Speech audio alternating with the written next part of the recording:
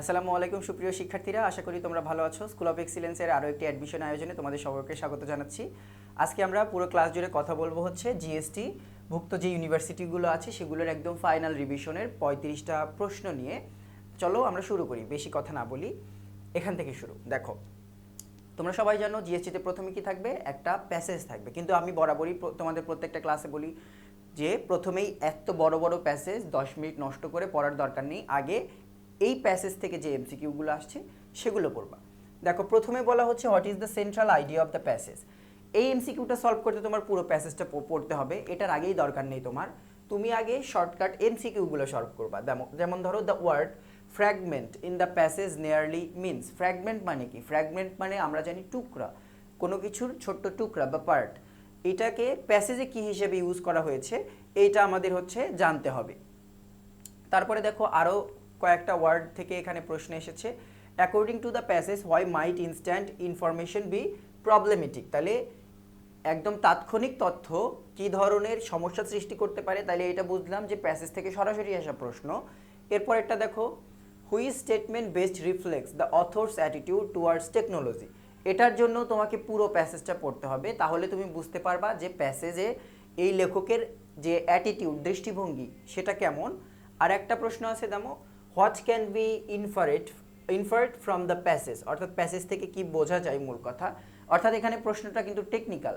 বেশিরভাগ ক্ষেত্রে পরীক্ষায় দেখা যায় 2-3টা বুকঅ্যাপস থাকে, বাকিগুলো একটা অ্যানালিটিক এবং একটা থাকে ইনফরমেশন বেসড। বাট এখানকার প্রশ্নগুলো সবগুলো মোটামুটি অ্যানালিটিক এবং প্যাসেজ থেকে চলে এসছে। তোমাকে প্যাসেজ পড়তেই হবে, মানে তুমি একদম ফেসে গেছো, আর কোনো কিছু করার নেই, এইবার তুমি প্যাসেজ পড়বা।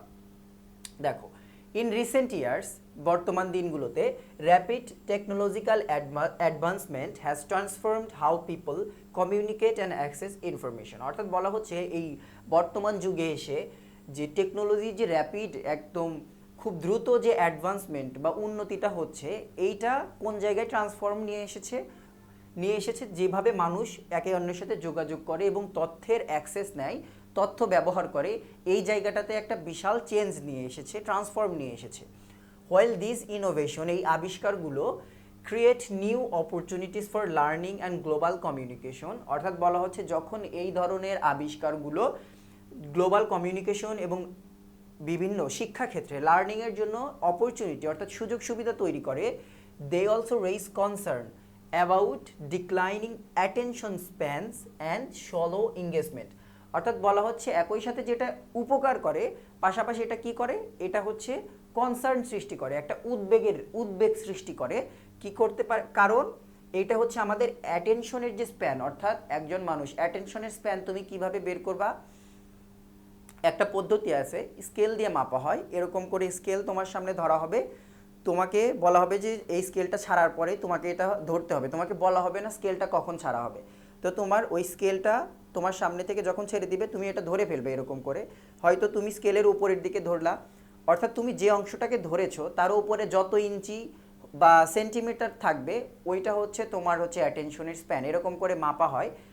তো এই অ্যাটেনশনের যে আমাদের যে স্প্যানটা, বা তুমি আরও বিভিন্নভাবে এটা দেখতে পারো, যেমন ঘড়ির কাঁটা টিকটিক করে ঘুরছে, তুমি এটাকে এই কাঁটাতে তোমার মনোযোগ নিবন্ধ করে দেখবা যে আসলে কত মিনিট বা কত সেকেন্ড তুমি আসলে একদম কোনো কিছু না চিন্তা করে শুধু ওই ঘড়ির কাঁটার দিকে মনোযোগ ধরে রাখতে পারো। এটা হচ্ছে আমাদের অ্যাটেনশনের স্প্যান, যে দীর্ঘ সময় একটা বিষয়ে অ্যাটেনশন দিয়ে রাখা। তো এইটাকে কি করে, ডিক্লাইন করে দেয়, অর্থাৎ এটাকে মিনিমাইজ করে, অর্থাৎ তুমি অ্যাটেনশন ধরে রাখতে পারো না। এই রিলসের দুনিয়ায় কিন্তু অ্যাটেনশন ধরে রাখা বেশ কষ্টকর কাজ। And shallow engagement with knowledge, এবং জ্ঞানের সাথে যে তোমার যে কি বলা যায়, এঙ্গেজমেন্টটা, সংস্পর্শ, এইটা কি করে, শ্যালো করে নেয়। শ্যালো মানে হচ্ছে গিলে ফেলা, বাট এখানে বলা হচ্ছে যে তোমাকে জ্ঞান থেকে দূরে রাখে আর কি। Constant exposure two digital media মে ফ্র্যাগমেন্ট অ্যাটেনশন। এই যে ফ্র্যাগমেন্ট আমরা এই জায়গাটাতে পেয়ে গেলাম। তাহলে constant exposure two digital media like mobile phone, reels, video বলতে পারো, computer, any kind of digital media হতে পারে, মে ফ্র্যাগমেন্ট অ্যাটেনশন।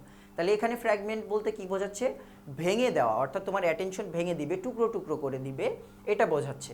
তাহলে দেখো, প্যাসেজ পড়তে পড়তে যখন পেয়ে গেলা, তখন এটা সলভ করে ফেলি আমরা। দেখি, the word fragment in the passage most nearly means. প্যাসেজে ফ্র্যাগমেন্ট শব্দটা কি বোঝাচ্ছে দেখো। তাহলে ডিভাইড ইনটু স্মলার পার্টস, অর্থাৎ ছোট ছোট অংশে বিভক্ত করে ফেলা বা ডিস্ট্রয় করে ফেলা। তাহলে এটা হচ্ছে প্যাসেজে এই ফ্র্যাগমেন্টের অর্থ। তারপরে দেখো discourage deep reflection. Deep reflection বলতে বোঝাচ্ছে এখানে হচ্ছে গভীরভাবে চিন্তা করার ক্ষমতা তোমার নষ্ট করে দেয় এই ডিজিটাল মিডিয়া, বিশেষ করে শর্ট ভিডিও যদি বলি specifically. The convenience of instant information can reduce people's willingness to analyze complex ideas carefully, অর্থাৎ যত্ন সহকারে যে কঠিন যে বিষয়গুলো আছে সেই কঠিন বিষয়গুলোকে অ্যানালাইসিস করার এই যে আমাদের যে প্রবণতা, হিউম্যান ব্রেন যে প্রবণতাটা আছে এটাকে নষ্ট করে দেয়। দেখো এখন মানুষজন কিন্তু কোনো কিছু হইলেই আমরা সবাই চ্যাট জিপিটির কাছে যাই, অত কিছু অ্যানালাইসিস করার সময় নেই, ওকে বলে দেবো ও দিয়ে দিবে। তো অ্যানালাইসিস করার যে প্রবণতা এটা কিন্তু দিন দিন কিন্তু কমে আসতেছে। ইনস্টিড অফ সাস্টেইন থিঙ্কিং, অর্থাৎ এরকম সাস্টেনেবল থিঙ্কিংয়ের পরিবর্তে many rely on quick summarizes, এই যেটা চ্যাট জিপিটির কথা বললাম, or algorithm generated suggestion. Chat জিপিটির কথা সিম্পলি চিন্তা করো, এটা বুঝলেই হবে, বাট এটার উপকারী দিক আছে। Some researchers therefore warn that society might gradually lose the habit of thoughtful inquiry, অর্থাৎ রিসার্চার্স গবেষকরা বলছে যে সমাজের যে এই যে চিন্তাপূর্ণ অর্থাৎ বিভিন্ন যৌক্তিক যে জিজ্ঞাসা, অর্থাৎ তুমি একটা কথা বললে সামারাইজ করে বললে, এখন যে সবাই ধরো মেনে নিচ্ছে, অনলাইনে যা দেখছে তাই বিশ্বাস করছে, এইটার পরিবর্তে সোসাইটির আসলে কি করা উচিত ছিল? উচিত ছিল হচ্ছে থটফুল ইনকোয়ারিজ, অর্থাৎ প্রশ্ন করা উচিত ছিল। তো এই হ্যাবিটটা সোসাইটি থেকে দিন দিন চলে যাচ্ছে, এটা বলা হচ্ছে এখানে। However others argue that technology itself it not problem, অর্থাৎ বলা হচ্ছে যে টেকনোলজি নিজে আসলে কোনো প্রবলেম না, বাট আমরা এটাকে যেভাবে ইউজ করি এইটা আসলে problem. When used deliberately and responsibly, digital tools can expand creativity, widen perspective and make education more accessible। ভালো ভালো কথা বলেছে যে এটা যদি আমরা ইচ্ছাকৃতভাবে সুন্দরভাবে ইউজ করতে পারি তাহলে এটা এডুকেশনের অ্যাক্সেস বাড়াবে, আমাদের ক্রিয়েটিভিটি বাড়াবে, অর্থাৎ ভালো দিকগুলোই বলা হচ্ছে এখানে। তাহলে এটা তোমার ইউজের উপর অনেকটা ডিপেন্ড করে। The Real challenge lies in developing the discipline needed to use technology wisely, অর্থাৎ বলা হচ্ছে যে মূল যে জিনিসটা সেটা হচ্ছে তুমি টেকনোলজি ইউজ করার সময় কোন ডিসিপ্লিনটা মেনটেন করছো এটার উপর ডিপেন্ড করে। যেমন ধরো ডিসিপ্লিন বলতে এরকম বোঝা যায় যে তুমি দিনে ফেসবুক 30 মিনিট ইউজ করবা, এটা হচ্ছে তোমার ফেসবুকের ডিসিপ্লিন। বা তুমি লিমিট করে দিবা যে এই অ্যাপসটা আমি দিনে এতক্ষণ ইউজ করব, আমি এই দিনের জন্য হচ্ছে সোশ্যাল মিডিয়া ব্লক করে রাখবো। তো এরকম ডিসিপ্লিন ইউজ করে তুমি আসলে এটাকে আরও ওয়াইজলি ইউজ করা যায় আর কি। তাহলে এই ছিল প্যাসেজ। দেখো তাহলে what is the central idea of the passage, এই প্যাসেজের হচ্ছে সেন্ট্রাল আইডিয়া কি? তাহলে এই প্যাসেজের মূল আইডিয়া হচ্ছে technology has both benefits and risk depending on how it is used. তাহলে টেকনোলজি হচ্ছে এমন একটা জিনিস যেটার উপকার নির্ভর করবে তুমি কিভাবে এটাকে ইউজ করছো তার উপরে। তাহলে 2 নাম্বার তো আমরা সলভ করলাম। 3 নাম্বার দেখো, according to the passage why might instant information be problematic. তাহলে তাৎক্ষণিক যে তথ্যগুলো অর্থাৎ একদম ইনস্ট্যান্ট, চ্যাট জিপিটির কথাই চিন্তা করো, ডিকশনারি খুঁজে আগে কত ওয়ার্ড বের করা লাগতো, এখন জাস্ট একসাথে 100 ওয়ার্ড তুমি চাইলেও চ্যাট জিপিটি থেকে নিয়ে নিতে পারবা। তো এই যে ইনস্ট্যান্ট ইনফরমেশনটা এটা কেন প্রবলেমেটিক? কারণ দেখো কি বলা হচ্ছে, it is expensive for most people, অবশ্যই না, এখন এটা খুবই available. It prevents people from accessing knowledge, অবশ্যই না, সবাই এখন টেকনোলজির কারণে নলেজের অ্যাক্সেসটা পাচ্ছে। ইট লিমিটস টেকনোলজিক্যাল ডেভেলপমেন্ট, অবশ্যই না, এখন এটা টেকনোলজির যে ডেভেলপমেন্টটা উন্নয়নটা এটাকে লিমিট করে না। তাহলে অ্যান্সার হচ্ছে it may reduce people's motivation to think deeply, অর্থাৎ মানুষের যে গভীরভাবে চিন্তা করার যে প্রেরণাটা ওইটা কমিয়ে দিতে পারে ইনস্ট্যান্ট তথ্যগুলো। 4 নাম্বার দেখো, which statement best reflects the author's attitude toward technology. তাহলে টেকনোলজি দিয়ে যিনি এই প্যাসেজটা লিখেছেন অথর, তার আসলে মতামতটা কেমন? Completely pessimistic. পেসিমিস্টিক মানে কি? নিরাশাবাদী, অর্থাৎ যে কোনো সময় আশা করে না। অপটিমিস্টিকের বিপরীত অর্ড হচ্ছে পেসিমিস্টিক, অ্যাডমিশনে তোমরা পড়বা, এটাও না। কমপ্লিটলি অপটিমিস্টিক, উনি কিন্তু সম্পূর্ণ আশাবাদী না, উনি নেগেটিভ সাইডটাও কিন্তু দেখিয়েছেন, তার কারণে এটাও না। ইনডিফারেন্ট, উনি কিন্তু উদাসীন না, উনি এই বিষয়টাকে খুবই কমপ্লেক্সভাবে নিয়ে কিন্তু অ্যানালাইসিস করেছে। তাহলে অ্যান্সার হচ্ছে আমাদের ব্যালেন্সড অ্যান্ড কশাস, উনি মোটামুটি সতর্কতার সহিত এবং একটা ব্যালেন্স মেইনটেইন করে, সামঞ্জস্যতা মেইনটেইন করে কিন্তু উনি প্যাসেজটা বর্ণনা করেছে। 5 নাম্বার দেখো, what can be inferred from the passage, অর্থাৎ প্যাসেজ থেকে তুমি আসলে কি জানতে পারো? টেকনোলজি উইল ইভেনচুয়ালি ডিসঅ্যাপিয়ার, অসম্ভব টেকনোলজি কোনোদিনও ডিসঅ্যাপিয়ার হবে না পৃথিবী থেকে। Digital media always improves intellectual ability, অবশ্যই ডিজিটাল মিডিয়া আমাদের ইন্টেলেকচুয়াল অ্যাবিলিটিকে বাড়ায়, বাট নট নেসেসারিলি অলওয়েজ। এই অলওয়েজ কথাটার জন্য এটা ভুল। তারপরে দেখো scholars prefer traditional libraries only, অবশ্যই না, এখনকার যারা স্কলার্স আছে, টিচাররা আছে, তারা বলে যে তোমরা টেকনোলজিও ইউজ করবে, বাট এটা লিমিটেড একটা পর্যায়ের মধ্যে থাকতে হবে। তাহলে অ্যান্সার হচ্ছে আমাদের B, human discipline plays a crucial role in playing technology effectively. তাহলে এটা কিন্তু গুরুত্বপূর্ণ।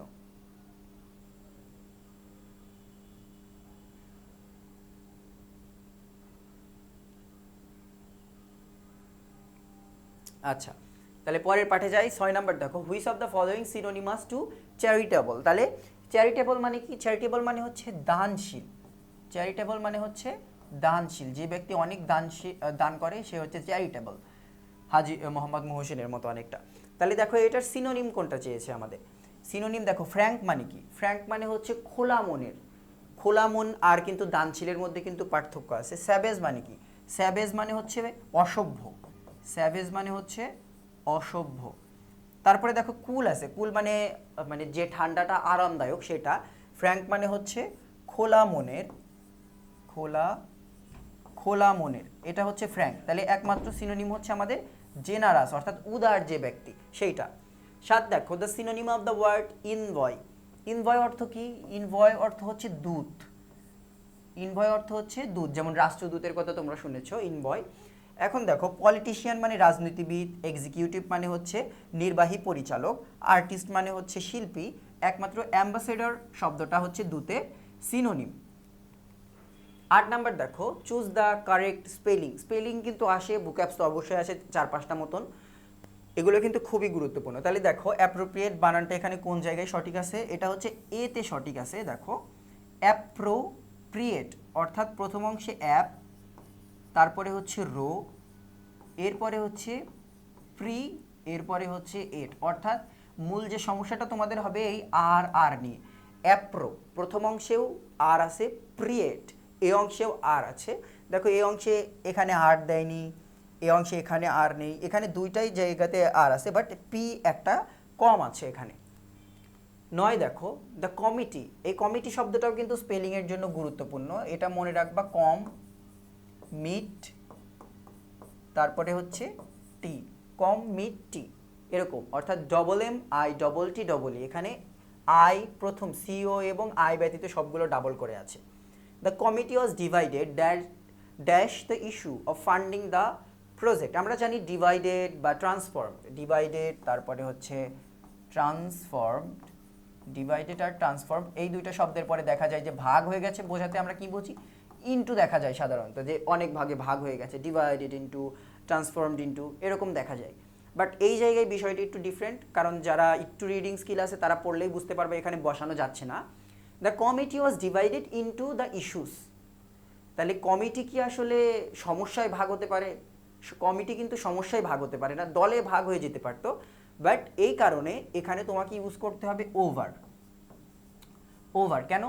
কারণ যখন কোনো একটা বিষয়ে নিজেদের মধ্যে আলোচনা করতে গিয়ে বা সিদ্ধান্ত নিতে গিয়ে একটা কমিটি বা কোনো একটা দল ডিভাইডেড হয়ে যায়, তখন ওই টপিক যদি ওর পরে, অর্থাৎ এই গ্যাপটার পরেই যদি ওই টপিকটার বিষয়ে থাকে যেটার কারণে ওরা ডিভাইডেড হয়েছে, তখন তোমাকে ওভার ইউজ করতে হবে। যেমন এখানে the committee was divided over the issue of funding the project, অর্থাৎ ওই প্রজেক্টে আসলে টাকা পয়সা দেওয়ার বিষয় নিয়ে ওরা কি হয়ে গেছে? দলে ভাগ হয়ে গেছে, আসলে ওরা একমত হতে পারেনি। 10 নাম্বার দেখো, ম্যারিজ। এর কারণে কিন্তু সরাসরি ওই যে মুখস্থ করে দিয়ে দেওয়া যাবে না, একটু লাইনটাও পড়তে হয় মাঝে মাঝে, ব্যতিক্রম প্রশ্ন আসে। Marriage shall be enter dash with the full consent of the intending spouses. Appropriate প্রিপোজিশনের প্রশ্ন ছিল কিন্তু এটাও অ্যাপ্রোপ্রিয়েট প্রিপোজিশনের প্রশ্ন। অ্যাপ্রোপ্রিয়েট প্রিপোজিশন কিন্তু গুরুত্বপূর্ণ, 3-4টা মতন থাকে আর কি। দেখো আমরা কি জানি যে ইন্টার্ট, এই ইন্টার্ট শব্দটার পরে নো প্রিপোজিশন, কোনো রকমের প্রিপোজিশন বসে না, বাট দুইটা জায়গায় বসে। দুইটা জায়গায় কোনটা? যদি ইন্টার্টের পর ইনটু বসবে, যদি এরপরে কি থাকে? ডিসকাশন থাকে। এরপরে যদি ডিসকাশন থাকে বা ম্যারেজ থাকে।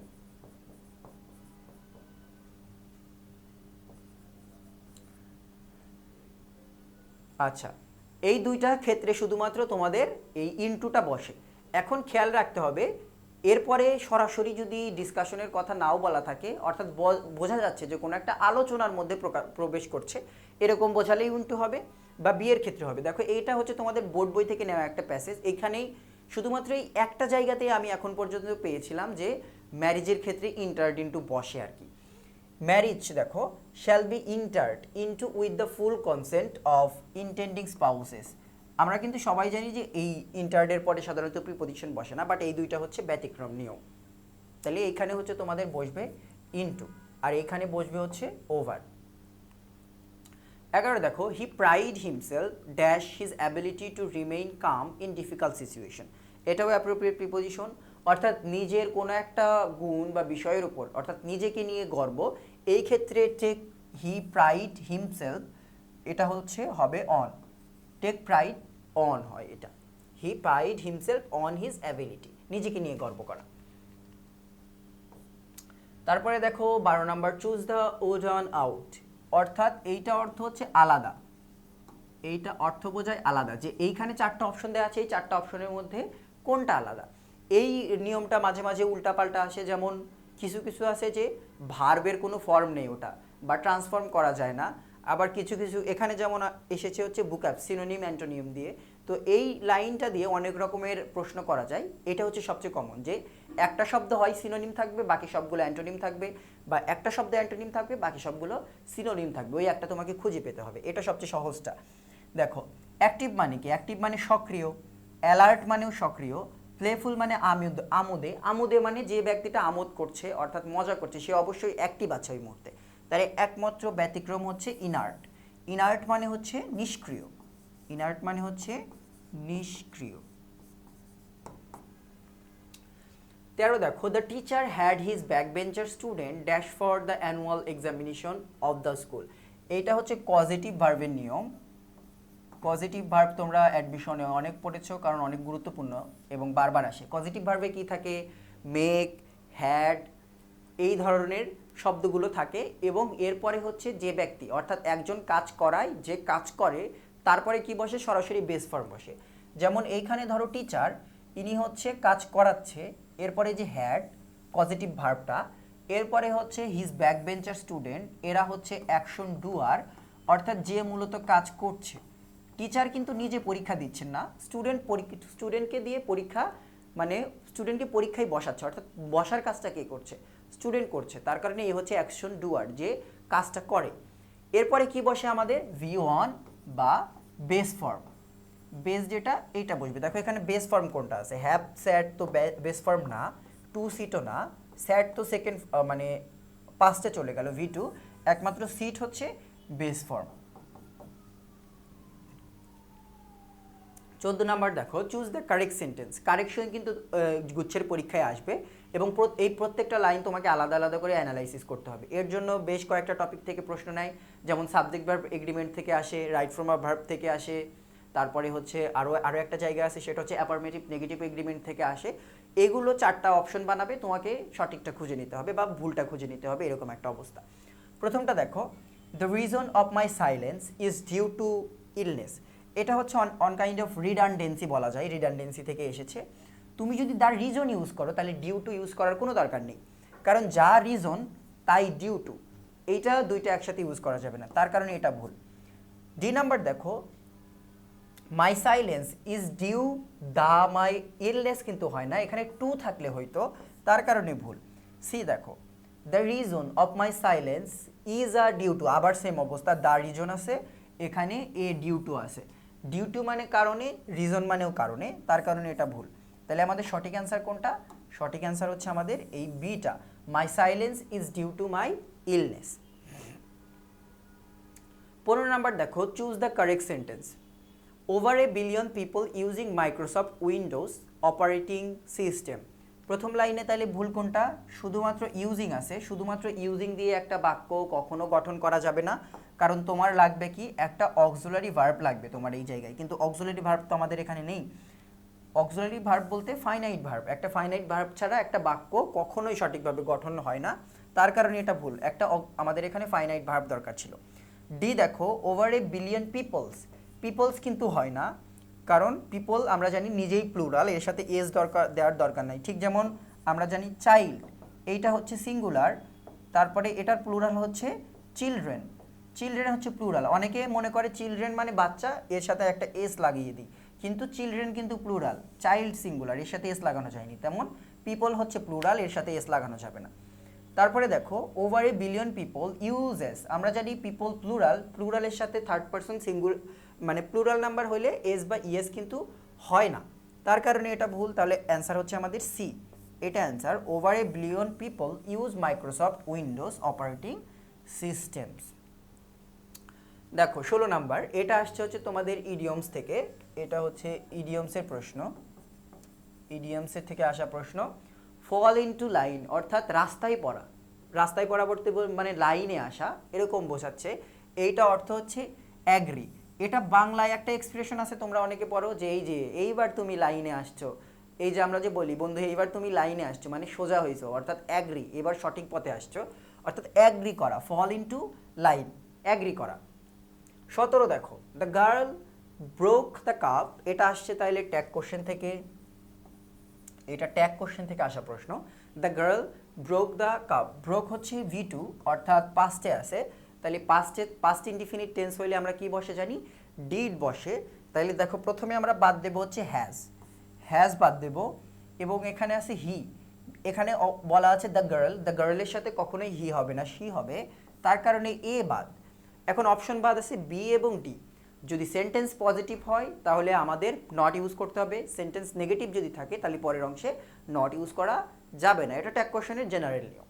তাহলে দেখো, the girl broke the cup একদম জেনারেল পজিটিভ সেন্টেন্স, নেগেটিভ কিন্তু না, না বোধক কিছু নেই, তার কারণে পরের অংশে না আমাদের ইউজ করতে হবে। তাহলে নট আছে কোনটাতে, নট আছে হচ্ছে ডিতে, তাহলে অ্যান্সার হবে আমাদের এইটা, বিও ভুল। এরপরে দেখো 18 নাম্বার, ডিকটাম রেফার্স টু, তাহলে ডিকটাম শব্দ দিয়ে কি রেফার করে, এই ডিকটাম শব্দ দিয়ে রেফার করে হচ্ছে একটা সত্য কথা, এ ট্রু স্টেটমেন্ট। তাহলে ডিকটাম অর্থ কি, ডিকটাম অর্থ হচ্ছে এই ট্রু স্টেটমেন্ট। 19 নাম্বার দেখো, তাহলে এই অংশগুলো কিন্তু মোটামুটি এখান থেকে হচ্ছে মুখস্থ অংশ, এটা হচ্ছে ডিকটাম বলা যায় হচ্ছে সাবস্টিটিউশন থেকে, সাবস্টিটিউশন, অনার্স সাবস্টিটিউশন কিন্তু পড়তে হবে, অল্প আসে এক দুইটা বাট পড়তে হবে। স্পিচ এটাও সাবস্টিটিউশন থেকে, এটাও হচ্ছে সাবস্টিটিউশন।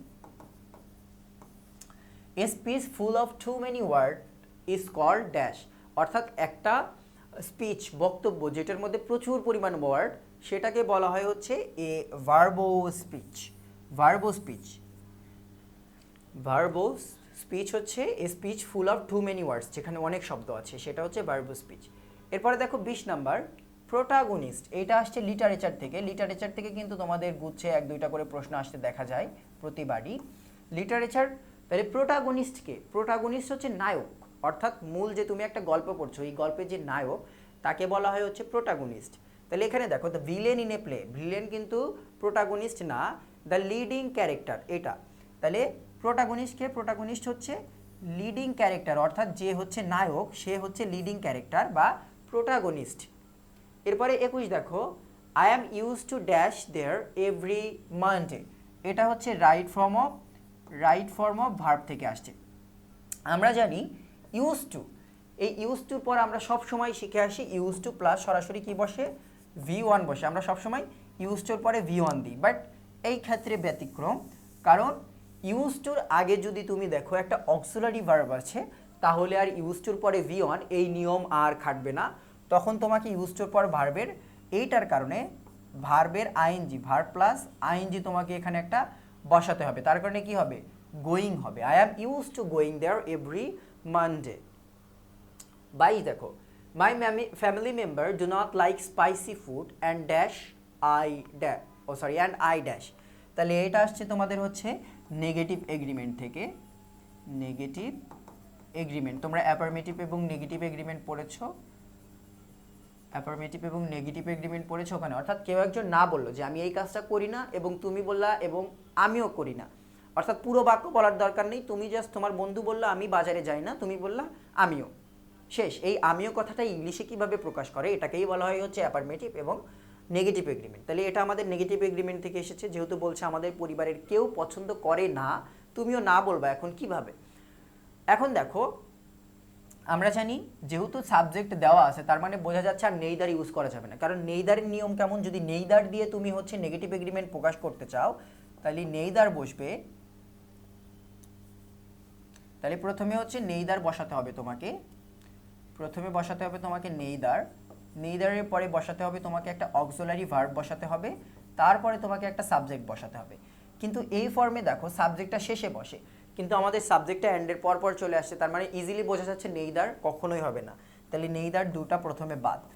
এখন আমরা ইদার বসাবো। এখন ইদারের নিয়মটা কেমন, ইদারের নিয়মটা প্রথমে আমার সাবজেক্ট, প্রথমে সাবজেক্ট, যেমন এখানে এই ক্ষেত্রে হচ্ছে আই, সাবজেক্ট বসাতে হবে প্রথমে, তারপরে অক্সিলারি ভার্ব বসাতে হবে, তারপরে হচ্ছে আমাদের বসাতে হবে ইদার, ইদার বসাতে হবে। দেখো এই ফর্মে কাজ করেছে কোনটা, সাবজেক্ট আছে এরপরে অক্সিলারি ভার্ব, ডিতে অক্সিলারি ভার্ব নেই, এটা বাদ, তাহলে আমাদের অ্যান্সার হচ্ছে কোনটা, অ্যান্সার হচ্ছে এটা, do not either.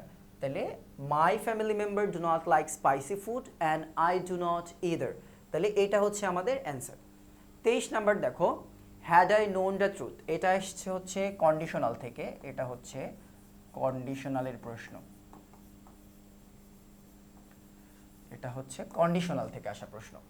Had I known, আমরা জানি হ্যাড প্লাস যদি ভার্বের V3 ফর্মটা থাকে, অর্থাৎ পাস্ট পারফেক্ট যদি থাকে, তাহলে পরের অংশ কি হবে, would, could, might plus have plus ভার্বের V3, এটা হচ্ছে কন্ডিশনালের নিয়ম। কন্ডিশনাল তোমরা অ্যাডমিশনের শুরু থেকে পড়ছো, এমন একটা টপিক দুনিয়ার কোনো ভার্সিটি একে বাদ দেয় না মনে হয়, সবাই দেয় এটা।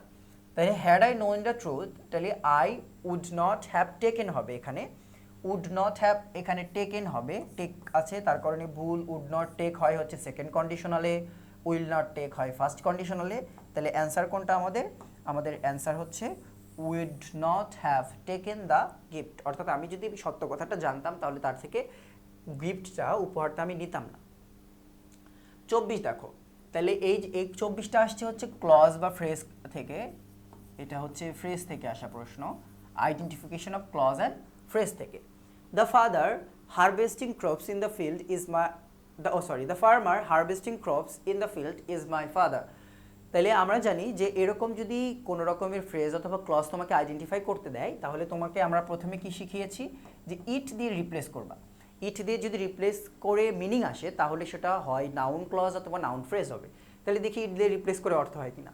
The farmer it is my father, এটা হয়, হয় না, কিন্তু the farmer is my father হতে পারতো, বা ইট ইজ মাই ফাদার এটা হতে পারতো, কিন্তু the farmer it is my father একটা বাক্যের মধ্যে কিন্তু দুইজন সাবজেক্ট হতে পারে না, তার কারণে এটা ভুল। এবার তাহলে কি দেখতে হবে, কাকে মডিফাই করেছে।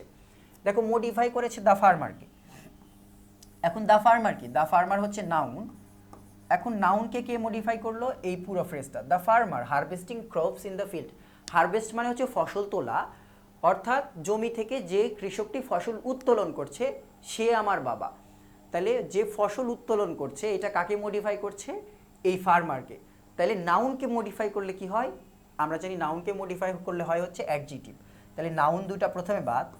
এখন এটা অ্যাডজেক্টিভ ফ্রেজ না অ্যাডজেক্টিভ ক্লজ, আমরা জানি ক্লজ হইতে হলে একটা ফাইনাইট ভার্ব দরকার, দেখি এখানে কোনো ফাইনাইট ভার্ব আছে কিনা। দেখো হারভেস্টিং, হারভেস্টিং হারভেস্ট থেকে এসেছে এবং এটার আগে কোনো অক্সিলারি ভার্ব নেই, বাট এটা আইএনজি যুক্ত ফর্ম। আমরা জানি অক্সিলারি ভার্ব না থেকে যদি কোনো একটা ভার্বের সাথে আইএনজি থাকে তাহলে সেটা হয় হচ্ছে নন ফাইনাইট ভার্ব, কিন্তু আমাদের দরকার ফাইনাইট ভার্ব। তাহলে harvesting crops in the field, এর মধ্যে কোনো ফাইনাইট ভার্ব নেই, তার কারণে এটা হবে আমাদের অ্যাডজেক্টিভ, আমাদের এটা হচ্ছে অ্যাডজেক্টিভ ফ্রেজ, এটা কিন্তু অ্যাডজেক্টিভ ক্লজ না।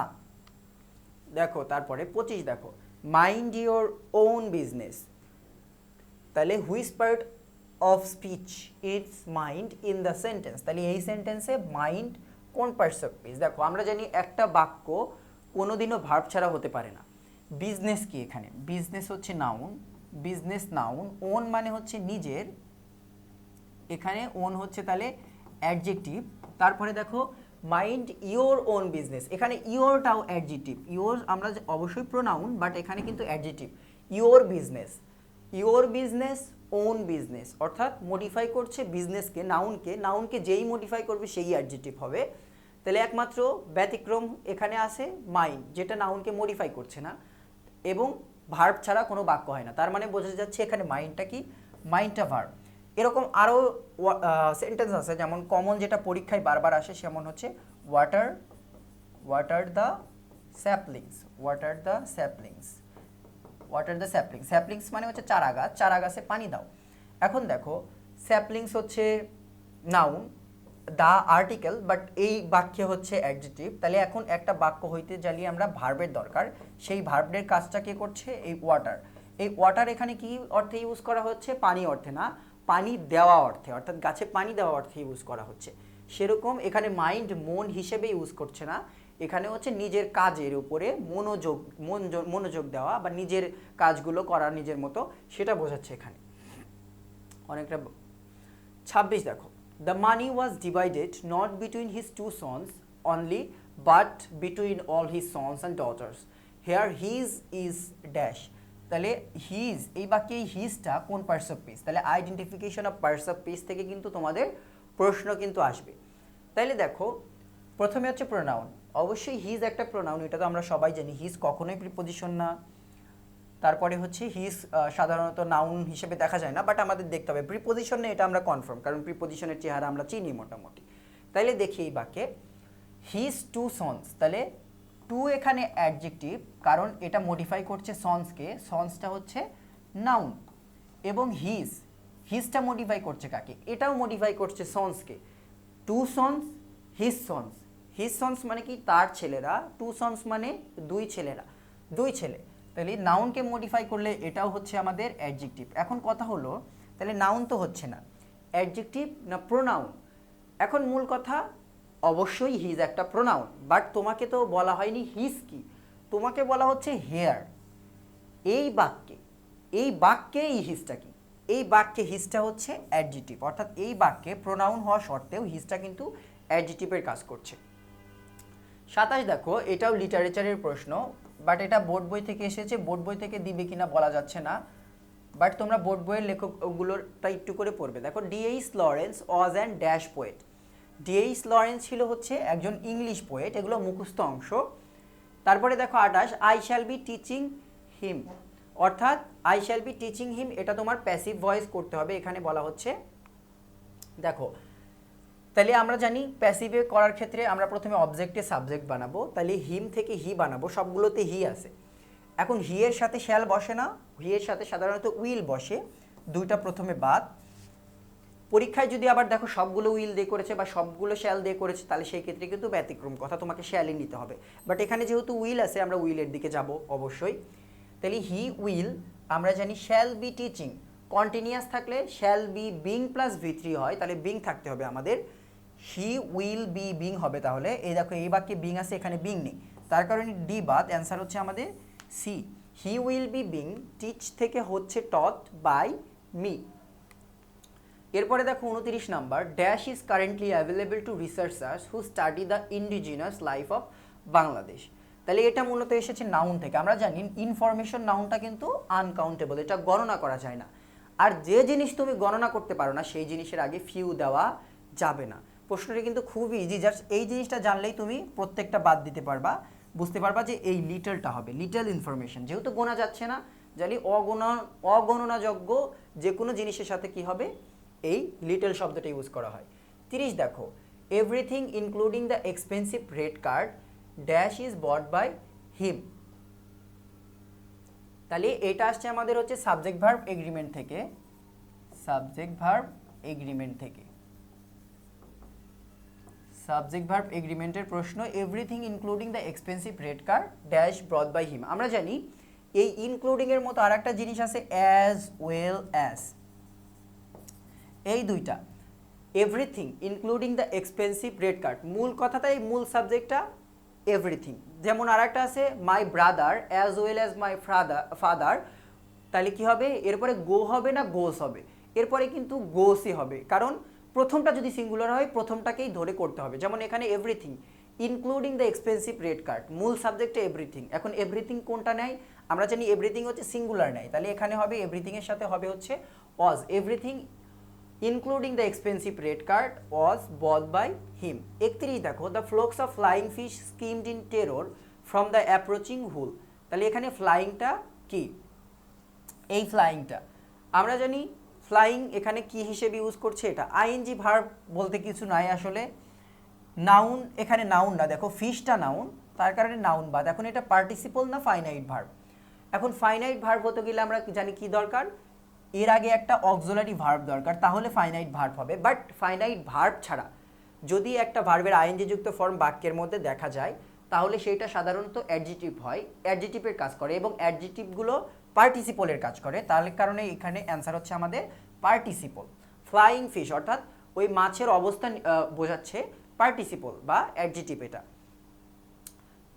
অপশনে যদি পার্টিসিপল না থেকে অ্যাডজেটিভ থাকে তাহলে অ্যাডজেটিভই কিন্তু অ্যান্সার হবে। দেখো, who wrote the poem the tiger, the tiger কবিতাটা এটা লিটারেচারের, এটা লিখেছেন হচ্ছে উইলিয়াম ব্লেক।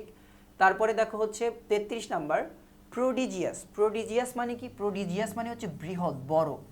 টাইনি মানে কি, টাইনি মানে হচ্ছে ছোট। অর্ডিনারি মানে তো তোমরা জানো সাধারণ। লিমিটেড মানেও একটা গণ্ডির মধ্যে আবদ্ধ। এই ইনরমাস অর্থ বৃহৎ বা বিশাল বড়। প্রোডিজিয়াসের হচ্ছে সিনোনিম। 34 দেখো, my friend and benefactor dash come to the party, এটাও এসেছে সাবজেক্ট ভার্ব এগ্রিমেন্ট থেকে। এই ক্ষেত্রে নিয়মটা কেমন, অ্যান্ড দিয়ে দুইটা ওয়ার্ডকে যুক্ত থাকবে, যে দুইটা ওয়ার্ড আসলে একই ব্যক্তি। যদি ডিফারেন্ট ডিফারেন্ট হয়, যেমন ধরো দুজন আলাদা ব্যক্তি হলো, প্লুরাল হবে, বাট একই ব্যক্তি যদি হয় তাহলে সিঙ্গুলার হয়। যেমন মাই ফ্রেন্ড অ্যান্ড বেনিফিক্টর, বেনিফ্যাক্টর মানে কি, হিতাকাঙ্ক্ষী, হিতাকাঙ্ক্ষী অর্থাৎ যে হচ্ছে হিত কামনা করে সে হচ্ছে হিতাকাঙ্ক্ষী। তাহলে দেখো, মাই ফ্রেন্ড অ্যান্ড বেনিফিক্টর অর্থাৎ যে হিত কামনা করে, ভালো চায়, সেই হচ্ছে ওর ফ্রেন্ড, অর্থাৎ দুইজন একই ব্যক্তি, একই ব্যক্তি যেহেতু তার কারণে আমাদের সাবজেক্টটা হবে singular. My friend and benefactor has come to the party. Has been হবে না, কারণ হ্যাজ বিন হলে তো তোমাকে ওখানে কামিং হতে হবে, অর্থাৎ পাস্ট পারফেক্ট কন্টিনিউয়াসে যেতে হবে। তাহলে দেখো, who is the author of the book 1984, এটা হচ্ছে জর্জ অরওয়েলের লেখা একটা বই। তোমরা দেখো বাজারে যে চোখের মধ্যে 1984 লেখা বইটা, এটা হচ্ছে ওনার বই। লিটারেচার থেকে তাহলে প্রশ্ন আসবে। তাহলে এই ছিল হচ্ছে তোমাদের মোটামুটি ফাইনাল রিভিশন ক্লাস জিএসটির প্রথমটা। আশা করি তোমাদের যে কনফিউশনগুলো ছিল সেগুলো দূর হয়েছে, এবং তোমাদের জন্য আমার সাজেশন থাকবে যে বুকঅ্যাপস রেঞ্জটা একটু বাড়াও, তারপরে হচ্ছে রিডিং স্কিলটা একটু বাড়াও, পাশাপাশি right from a verb, subject verb agreement, noun এবং আরও যে জায়গাগুলো আছে যেগুলো আমরা দেখলাম যে বেশি প্রশ্নগুলো আসে, এই জায়গাগুলোতে একটু ফোকাস বাড়াও, একটু নিয়মিত পড়াশোনা করো, ইনশাল্লাহ জিএসটিতে তোমার সফলতা আসবে ইনশাল্লাহ। আজকের মতো ক্লাসটা এখানেই শেষ করছি। আল্লাহ হাফেজ।